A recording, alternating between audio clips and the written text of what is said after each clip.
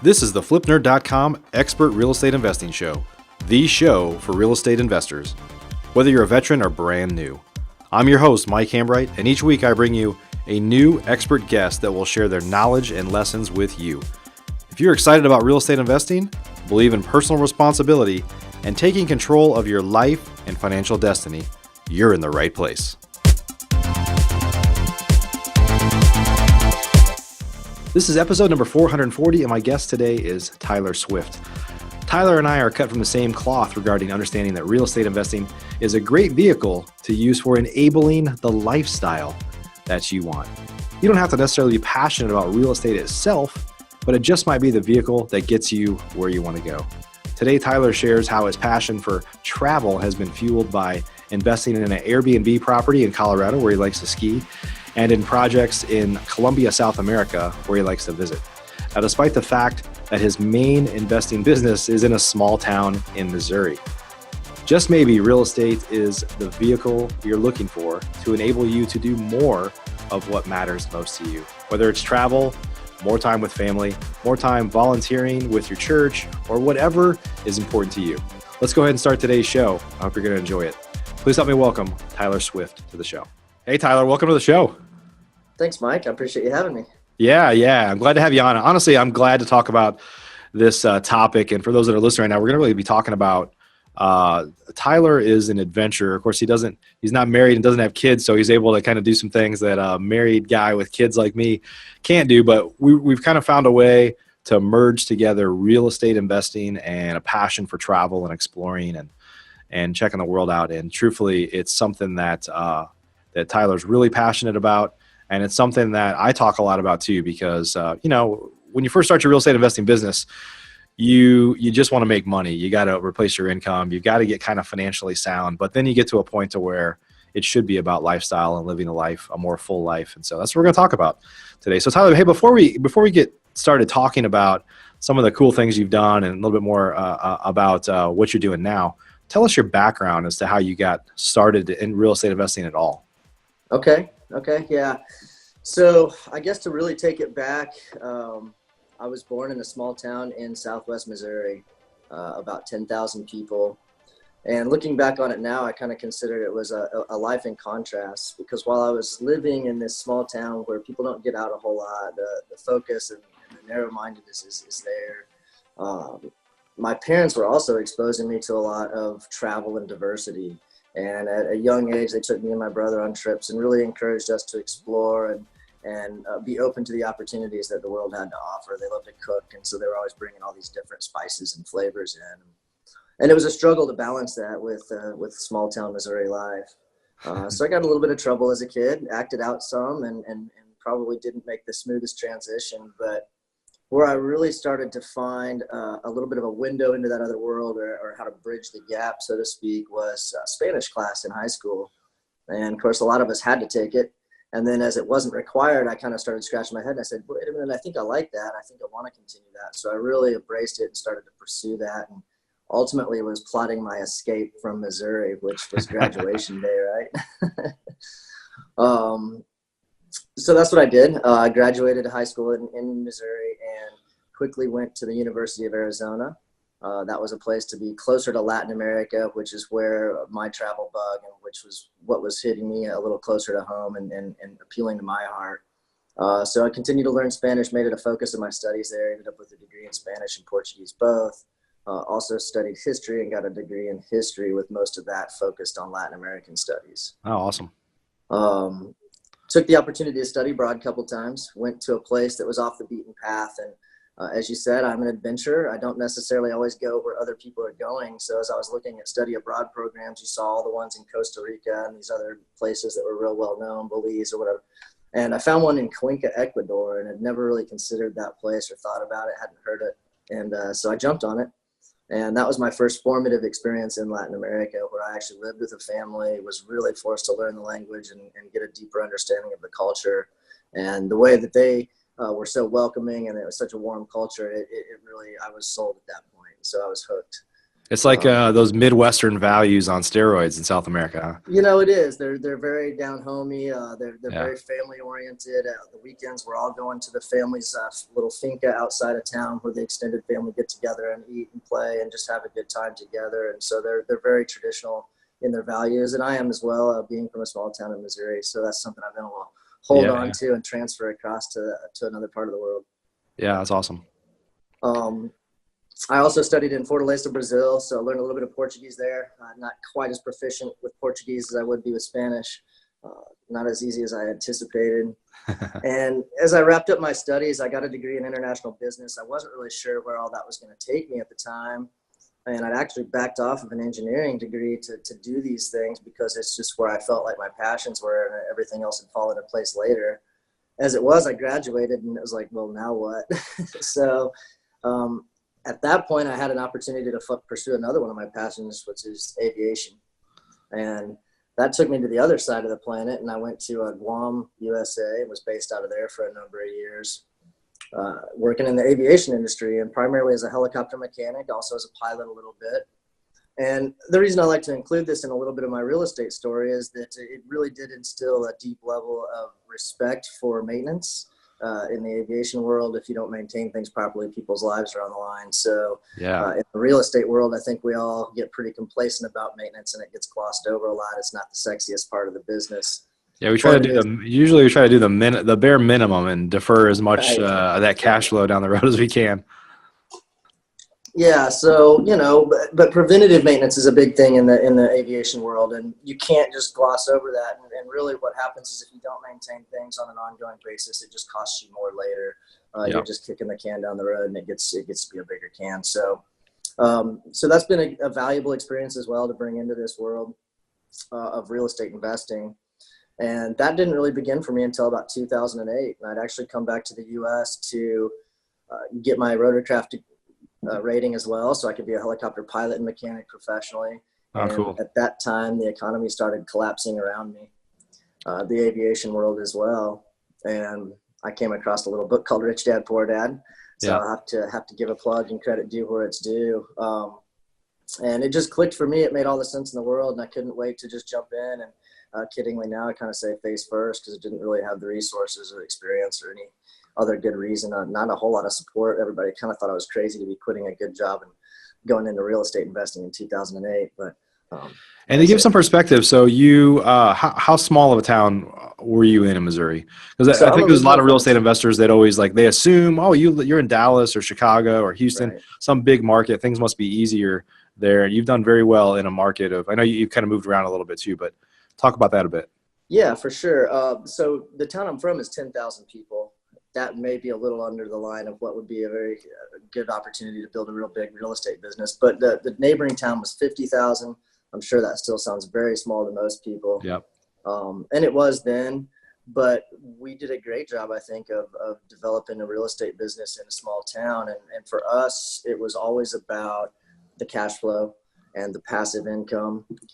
As we'll kind of get to, real estate in a lot of ways was about taking control of my financial future so I could pursue some of these other passions with more of my time and resources. So it's a great area to build rental portfolios. And I think a lot of these smaller towns that are probably underserviced by the real estate investing community still have those opportunities as well. Yeah, no doubt. No doubt. It's definitely a more relationship-based business, I think, in smaller areas. You have to capitalize on the opportunities you get. It's not necessarily just skimming off the top kind of a business model. You have to find ways to make deals happen when the opportunities come. Yep.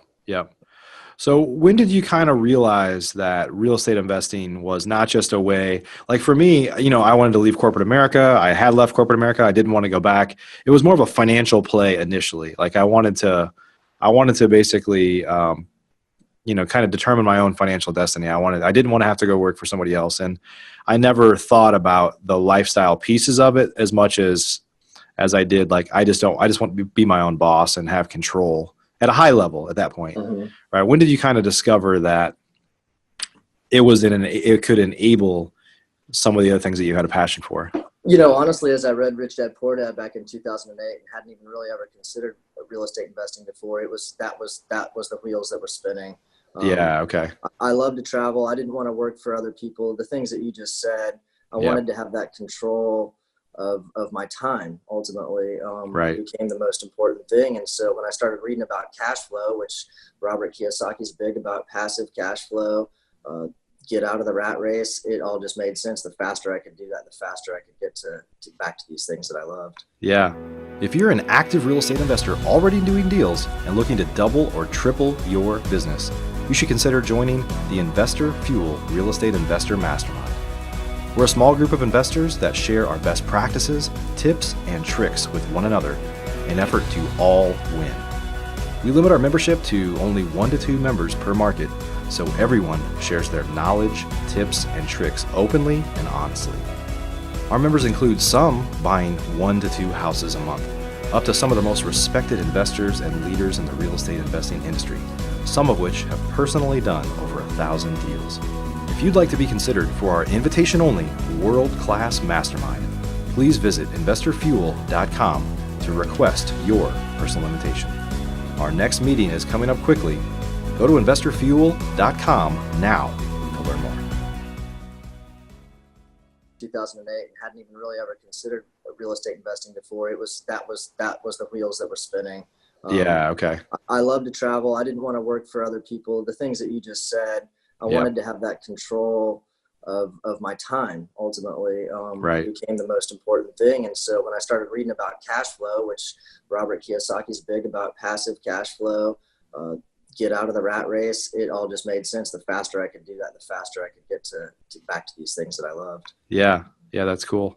So it wasn't an inherent passion about real estate in the beginning necessarily.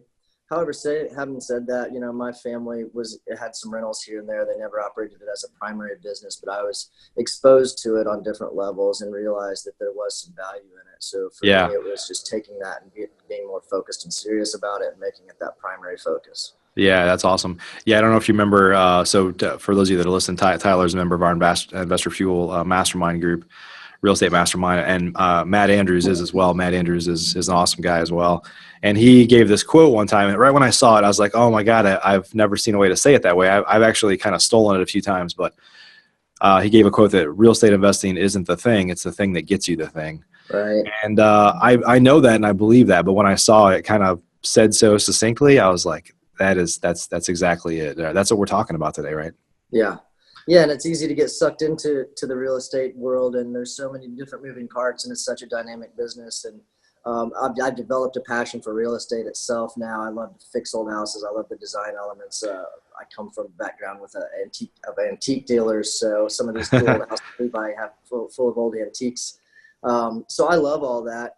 But it was really through the process that I developed more of a bigger passion around real estate itself. It was never it was the means to the end, like you said. So it's the thing that gets you the thing, and it's easy to lose focus on that. I think you got to remember what the real thing is for you. It's easy to get caught up in, and I was talking to somebody about this yesterday. It's easy to get caught up in, if you're in a bunch of Facebook groups, which I am, and you probably are too. But there's always people, like the hype is always on. How many deals you're doing or how big the deals are. Here's a picture of a check, like all that stuff. And that feeds egos, right? But it doesn't really feed your soul. Like using real estate as a vehicle to do something else you're passionate about. For people that are listening right now, it might be travel, like Tyler, and I love to travel too. Or it could be spending more time with your family. It could be having more time to care for family members that have special needs, or parents that need help, or whatever those things are for you. It could enable that. That's really what it comes down to. Is real estate doesn't have to be the end. It could be a means that helps support something else, right? Absolutely, and it does create that lifestyle. Things happen. You kind of brought something up.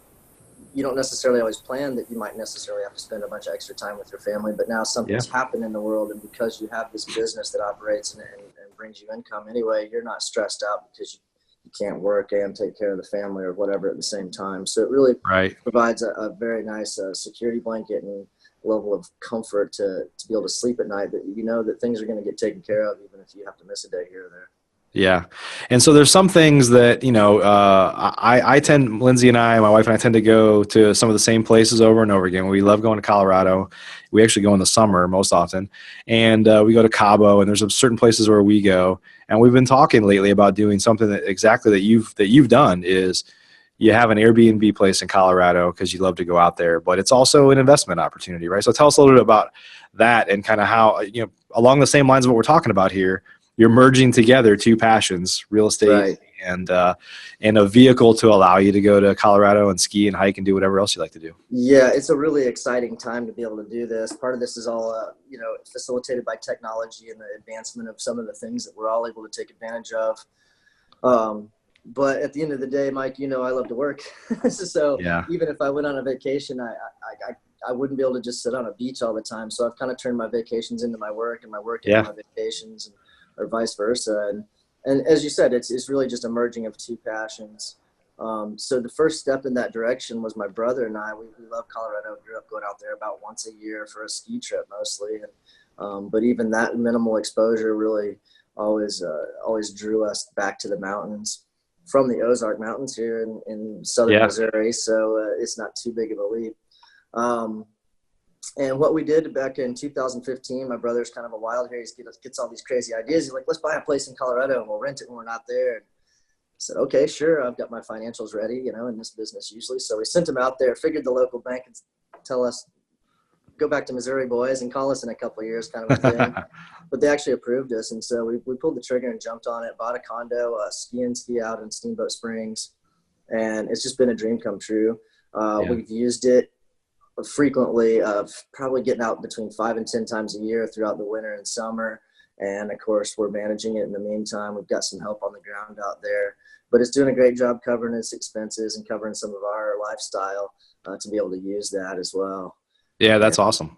We got in at the right time. Things are going really well. In fact, I just got back a couple days ago from being out there. We were remodeling it, giving a little facelift inside, so it's a little bit more ready for guests this year.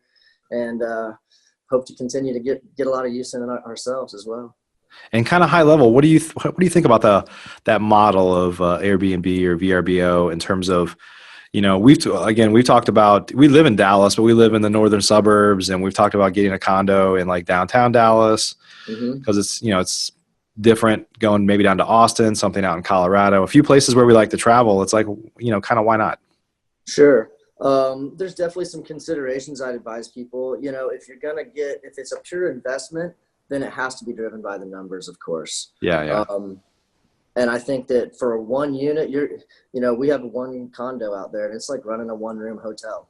It's a little noisy. We get some calls. My brother deals with a lot of that. We love hospitality. We love that part of the business, so we enjoy it, both of us, and it's okay. But as a pure investment, it would be a pretty noisy investment. And if your numbers weren't real right, there's definitely some risk. If you're going to get enjoyment out of it on a personal level and have some sort of a lifestyle experience, and now you can kind of write off your trips like they're business trips because you're going to check on your investment, then that has a value as well. Sure. So you have to consider what that value is and what your goals are with that investment and how you're going to manage that financially. For us, that was definitely a little bit of a lifestyle play. We also anticipate having a really nice back end on that because of it. And now that we've made the repairs, we could probably sell it this year. My brother's kind of got dollar signs in his eyes about it because our realtor's poking us saying, hey guys, there's no inventory you want to sell. But I've talked him into hanging on for another year or two. There you go. But there is. Or even if you sell, you might parlay that and upgrade, right? Well, that's what I told him. I said until we can really upgrade into like a bigger house or something out here in a place similar, then I don't see the point in selling it. But yeah. But yeah, it's a good investment, but it definitely, I would make sure that if you're going to do that, to consider how much work it's going to take and decide what the value of it you're going to have in your lifestyle there. Yeah. So then it's not a huge leap to get a place in Colorado from Western Missouri, right? But what do you call it? Southwestern Missouri? Is that what you referred? Yeah, Southwest Missouri. Southwestern Missouri. Okay. So then, but then you decided to take things down to South America. So tell us a little bit more about that. Yeah. So we have our Great Lakes here and rivers, and we got a family cabin down on the lake. We had the mountain house in Colorado now. So it's like, well, we wanted the beach place, right? I've always loved Latin America, of course. And my brother also did a year on the Gringo Trail, backpacking down through Central and South America. So we started primarily looking at international destinations for a beach resort. We looked really closely at Belize, Costa Rica a little bit, Panama, and kind of working down through there. Again, as we would go to these places, just kind of something interesting for your listeners if they enjoy this sort of travel work lifestyle. I couldn't just go sit on the beach and read books all day, but what I could do is go look at properties and see what's going on in the area. And so we would do a little bit of research before we go and find out who the agents were and find out who the best, tour companies were, who the best property managers were. Is there anybody down there doing investments and developments that cater to the U.S. investor? We'd often reach out to those people before we go. And then when we get there, we kind of have this inside track. They'd introduce us to the local people who are the movers and shakers. And so instead of coming off the cruise ship with a camera and an umbrella drink and the masses, we were kind of coming in the back door and getting a much richer experience of the place. And really just enjoyed the process, really enjoyed meeting people like that, enjoyed vetting those opportunities as they kind of came. Never really pulled the trigger for various reasons in different locations. And then last summer, I sort of honed in on Colombia and Cartagena. I thought, look, here's a place with a city and a beach. Colombia has got a lot of perceptions that are diverged from the reality at this point. And so again, kind of where people aren't necessarily running to yet, but they have experienced a big boom over the last 10 years. But it became on my radar, and I went down there last summer. And that's where I really kind of honed in on what I've got going now and what the opportunities that really were down there. Yeah, there's a pretty, I don't know it as much as you do. And I know I'm going to ask you, maybe tell us a little bit more about it, those examples, because I think, if you go back even just a few years, even really today still, a lot of people are most comfortable investing right in their own backyard, Mm-hmm. But I think part of it is probably for you and for some people that are listening right now is those that like to explore, those that like to travel, those that like to kind of get out of the box and do things, see the opportunity to go to kind of far off lands where there is kind of some untapped opportunity, right? I mean, I know some of that you shared at our last event. You were sharing some of the stuff about really kind of opportunities to travel to Colombia. And just how ridiculous. And of course, Stinson on our team here, who is here with us at Flip Nerd, just went to Colombia as well, coincidentally, because his girlfriend's Colombian.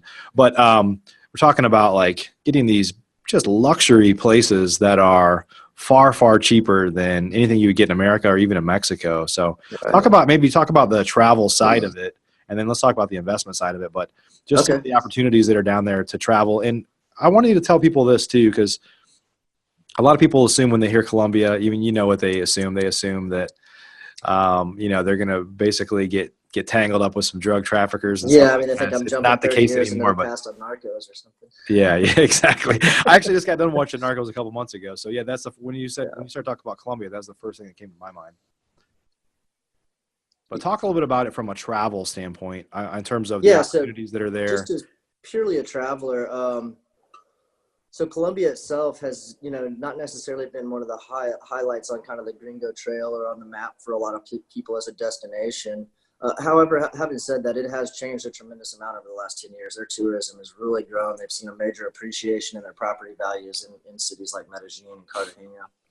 One of the cool things about Colombia is that they were never, because of some of that stigmatism, they were never really reliant on the world to support them a whole lot. So they've become a very self-reliant country. They have a lot of domestic travel. And actually, it was really interesting. I just got back from Mexico City, and then I was in Puerto Rico before that. And just asking Uber drivers or bartenders or whoever that I have a chance to have contact with, it's like, who do you mostly see here? What travelers do you mostly see? Colombia is almost always second on the list after Americans, which really surprises me. But they have a very big travel mentality, so they've got a pretty good infrastructure for that. Cartagena is their number one travel destination. And it has been for a long time for other South Americans as well. It's a UNESCO heritage site. The colonial walled city still has the wall that they built to keep all the pirates out when they were funneling all the gold out of the South America back to the old world. And they've done a tremendous job preserving that. They're very friendly. They're very warm. They're very open. Prices are definitely cheaper than a lot of other destinations that you would go to. Cartagena is the most expensive place in Colombia, but still comparing that to a major U.S. city, you're going to save a tremendous amount when you talk about accommodations and food and drink and things. Sure. And can you give some idea of like when you travel there, it's going to cost X percent as if you went to, like, for example, we go to Cabo quite a bit because we have a timeshare there. Cabo is probably more expensive than even in Dallas, like going out and stuff like that. Right. It's not necessarily cheaper, which a lot of people associate going to Mexico with being less expensive. It's not where Hmm. not where I go, not in Cabo, right? Right. But I know that's different. And I went to Southeast Asia before, and you could like eat and drink for hours, and your bill is like $8. So, I Yeah. mean, so give a little perspective on what that Sure. means in terms of It like does where you depend a little stay bit. at, in terms of like eating and drinking, I guess. Yeah, so like Cartagena itself, and this is kind of cool. I mean, so they got the walled city. That's going to be the most desirable and the most expensive. There's a neighborhood next to that, Getsemani, that's up and coming.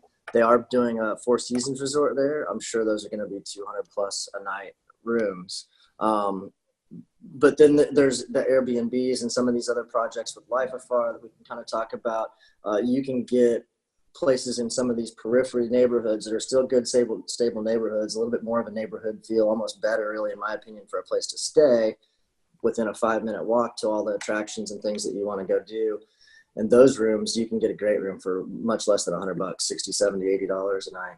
Wow, that's awesome. And you're talking about a fully furnished 2-bedroom luxury Airbnb style apartment with quality service, food, Yeah. drinks, same thing. If you want to eat off the street or if you want to jump into a local hole in the wall kind of a thing, you can eat for next to nothing. But, $4 or $5 buys a great meal. But having said that, you can go to one of the top bars in the walled city, Alchemicos, and they're gonna be happy to make you a handcrafted cocktail that'll cost you 10 or 12 US. So Yeah. it's really a little bit of both in a place like Sure. because of its cosmopolitan nature. And Medellin would be similar to that. The further you get away from big tourist areas, the cheaper it is. For example, in Medellin, you might spend $80, $90 to be in the primary neighborhood, but you can stay in a neighborhood right next to there for half that.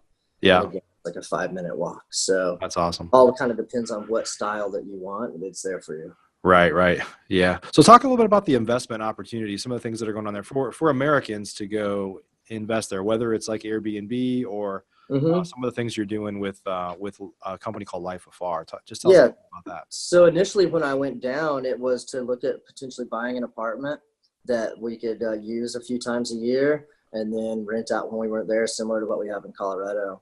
Yeah. And one of the companies that I found that catered to that the best was a company called Life Afar.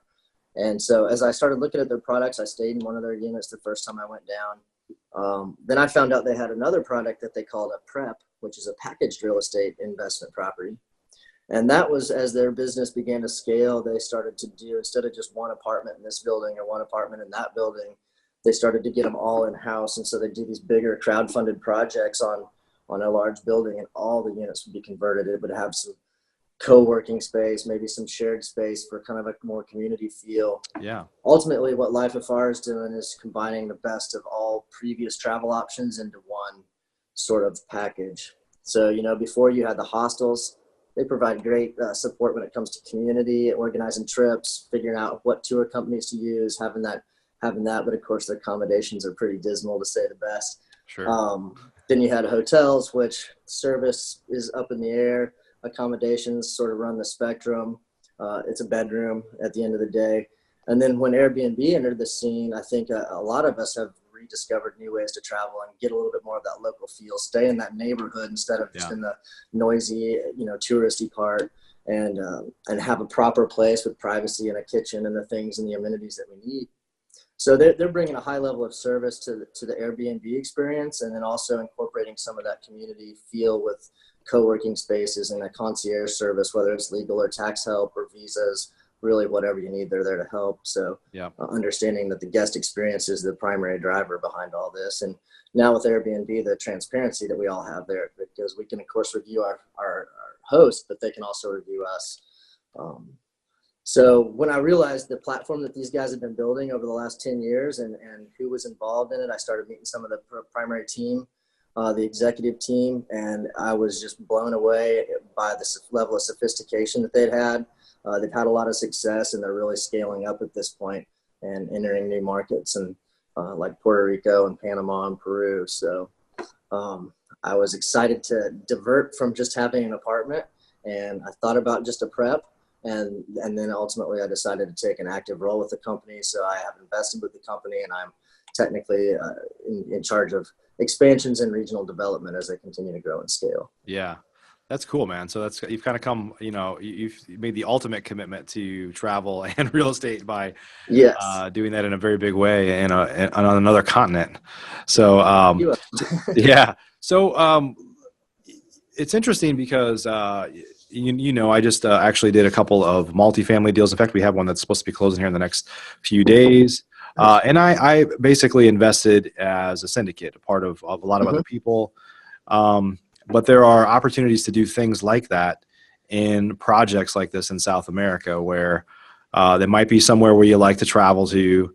It might create an opportunity. Correct me if I'm wrong, but when you decide to invest in these things, you might actually have access to actually go stay in these places and things as well, right? Or certainly, it could be a business trip to go, kind of using air quotes here, a business trip to go check on your luxury property in Colombia, right? Yeah, absolutely. So there's two groups of investors that go. So I guess just to back up a little bit, one of the unique things about the Colombian real estate market is that there's like 3% mortgage penetration. So there's no Wow. debt there. So as they grew this business, it was all equity financing, and mostly from U.S. investors. Yeah.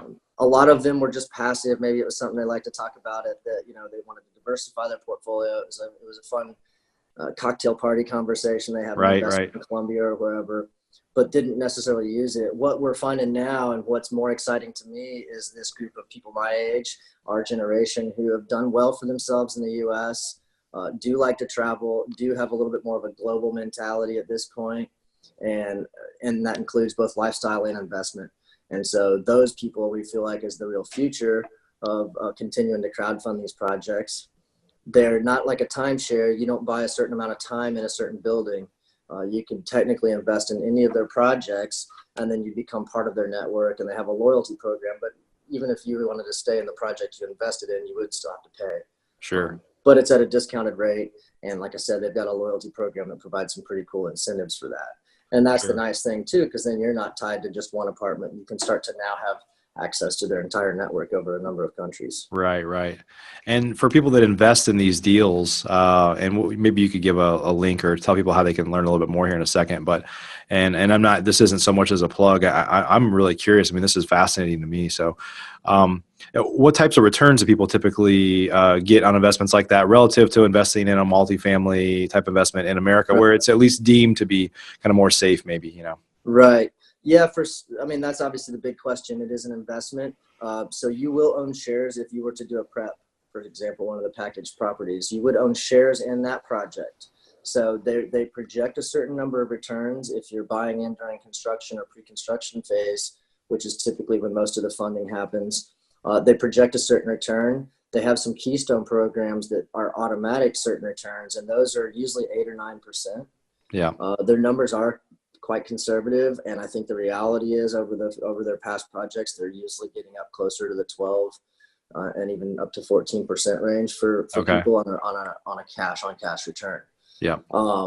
Then obviously you do still own equity, and so as that project appreciates, and as they exit, then you will have the ability to have a really nice back end spread as well. Yeah, that's awesome.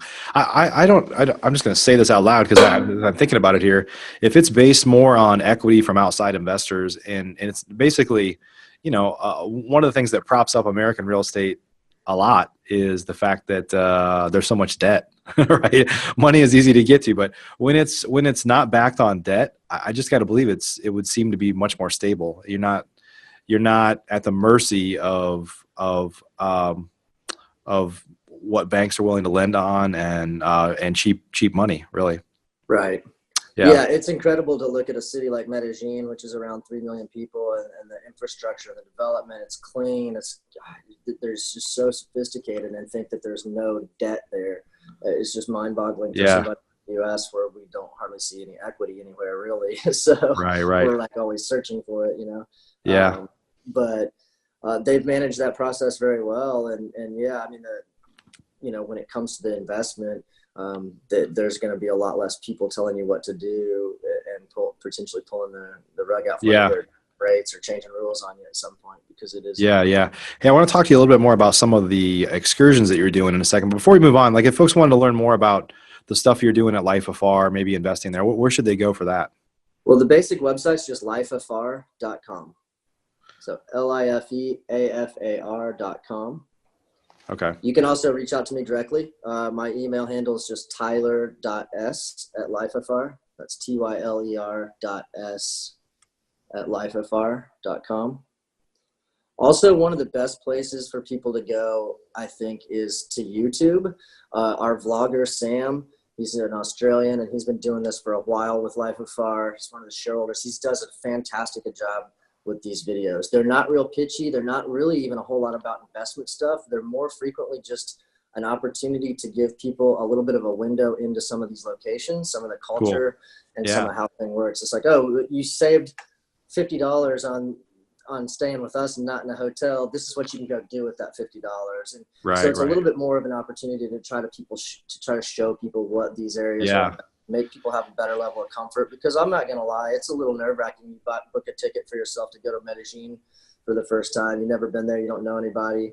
You're not really sure what you're getting into. But when you start to see this, or now that you know that there's people on the ground in these places and you have that ability to reach out, kind of like we try to do on our own, it makes it a lot easier. You recently shared some, I don't think it was a video, maybe some pictures. It was just amazing. Like it was kind of breathtaking beauty that's out there. And for somebody that likes to explore and experience other things, I mean, it definitely makes you think, for sure. So cool. We'll add some of these things down in the show notes. So, hey, the last thing I want to talk about is one of the things you're doing. So again, you're in our Investor Fuel Mastermind, and we had our meeting a few weeks back, our quarterly meeting, and you offered a couple of kind of tours for our members to join you. One of them was like outbacking in the Ozarks, and one of them is actually going down to South America, down to Colombia, on kind of a tour there to do a bunch of really cool things.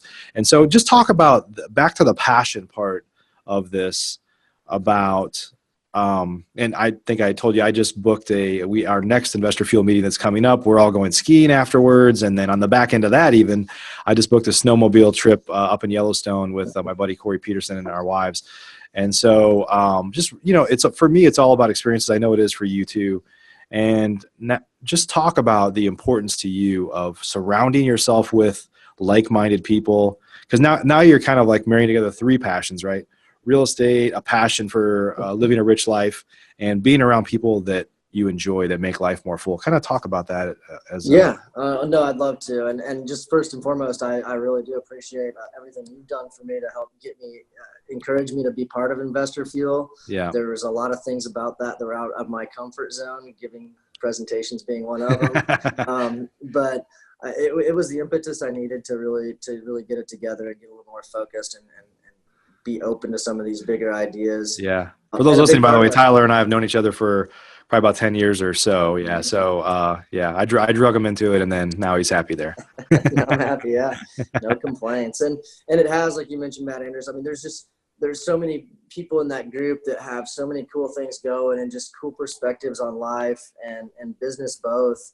That I think when you start to surround yourself with people like that, it has a very real synergy and a very real impact to kind of pull you along or push you along, so to speak. So I've enjoyed the process. I've enjoyed getting out and meeting new people and doing some of these things that I'm not so comfortable with. As you mentioned, that kind of sprouted up out of that. I never really envisioned myself much of a tour guide. I mean, for a number of years, I was just pretty happy turning wrenches on helicopter engines by myself, with some headphones or whatever. But this business has really forced me to focus on the importance of relationships and the significance of the experiences that we have versus the things that we have. So with that in mind, I had a number of people during one of my first presentations just telling people kind of where I'm from. I threw some pictures of the Ozarks, and as mentioned, I'm an adventurer. I love the mountains. I love to backpack. I love to hike and climb and do all those things. And a lot of people said, hey, I want to come to the Ozarks and do that. So I thought, well, okay, let's see who really wants to come. And so this trip, I organized a few dates and kind of put together a rough itinerary and just put it out there for everybody. And I'm actually super excited. I've got 4 or 5 of us that are already 100% committed on going. Awesome. I suspect we'll have a few more people, and I think that'll just be a general good time.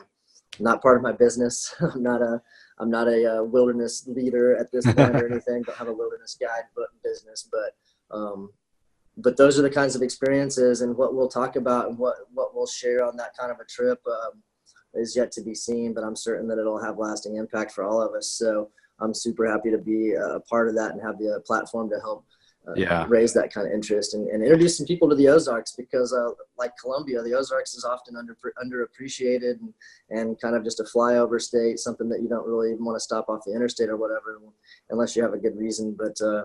But if you're interested, I'm here, and there's good reasons. So Yeah. that's been cool. The other one is, we're going back to Columbia in January.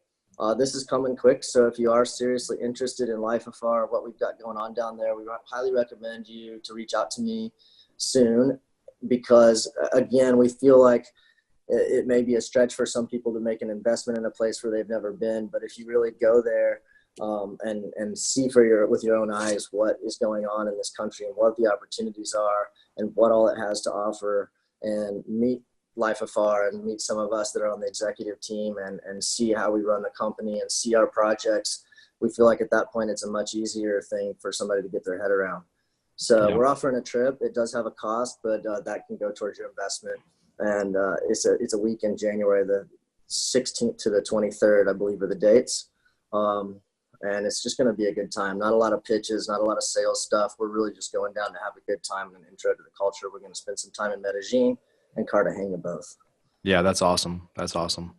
Yeah, one of the things I found, truthfully, one of the reasons why I created Investor Fuel was, this could be a lonely business, right? We get our heads down, we're focused on, building our businesses and building rental portfolios or whatever it might be, and sometimes you kind of look around, and I don't know about you, probably you felt some of this in a small town, is like, who do I resonate with around here? Like, even if you had an awesome week or an awesome year, an awesome day, sometimes it's hard to like know who to celebrate with or who to like share war stories with or whatever. And that's really why we created Investor Fuel, was to get around people like us. And, it's easy for me to plug it because I'm obviously biased, but when we leave Investor Fuel after being there for several days, it feels like you were together with your family, right? And you're leaving, and people are sad to leave sometimes. I mean, people have to get home to our families and do all those things, but they're pretty good experiences, I'd say, in terms of getting around people like you and people that are going to push you to another level. And I feel the same way about travel too, right? You're constantly pushing the boundaries of what you're comfortable doing, and that's why they fit so well together. Yeah, no, I couldn't agree more. It is the impact that others have, I think, that are the most lasting impact on you. And definitely in Southwest Missouri, getting this business up and running, it's hard to find a lot of people who relate to that story. So, yeah. And like you said, sometimes it's even like the victories that you want to celebrate, but you kind of can't. Like, you make a lot of money on a deal or whatever, and it's like, well, who can really appreciate that without feeling bad or can relate to it on what level? And it's tough. So it's been fantastic to have a good network of people who are always trying to push the envelope and always willing to be open to new ideas and new perspectives and how to continue to evolve. Awesome. Well, Tyler, hey, thanks for sharing your story, man. It's exciting. And we're going to add links down below for anybody that wants to learn more about Life Afar, how to get a hold of Tyler. If you could send me the YouTube link you were talking about, we'll get that in the page as well. And if anybody's interested in learning more about Investor Fuel, our mastermind, it's pretty exclusive. We don't allow just anybody in. So we have a process where you apply, and then we'll. Now that I got in, you cut all that off. What's that? Now that you let me in, you got to have some standards. Yeah, that's right. That's right. You raised the bar. We raised the bar because of you, Tyler. But no, we'll have links for all that stuff down below if anybody's interested in learning more. Tyler, anything else I missed at all? I don't think so, Mike. I really do appreciate you having me on, and looking forward to seeing everybody again in February. And thank you so much for all you do for everyone. Yeah, absolutely. And everybody, really, real estate should be feeding your passion, whatever it is. Like we talked about travel today, but it could be anything. It could be doing something charitable for your church, whatever it is. Real estate is the great enabler, I think, for a lot of us, whatever your passion is. So hopefully you enjoyed today's show. This was episode number 440 with my buddy Tyler Swift. We're going to add links for all the stuff we talked about down below in the show notes. If you haven't yet subscribed to us on iTunes, Stitcher Radio, Google Play, YouTube, anywhere where you might watch or listen to us, we'd love it if you subscribe, give us a positive review. And of course, you can watch or listen to all of our shows. Actually, this is episode number 440 of this show. We have a few other shows that we do as well on real estate investing. So over 1,500 different shows on real estate investing. You can find all that on flipnerd.com. So appreciate you guys all so much. We'll see you on the next show. If you're an active real estate investor already doing deals and looking to double or triple your business, you should consider joining the Investor Fuel Real Estate Investor Mastermind. We're a small group of investors that share our best practices, tips, and tricks with one another in an effort to all win. Real estate investing can be a lonely business for successful real estate investors, but it doesn't have to be.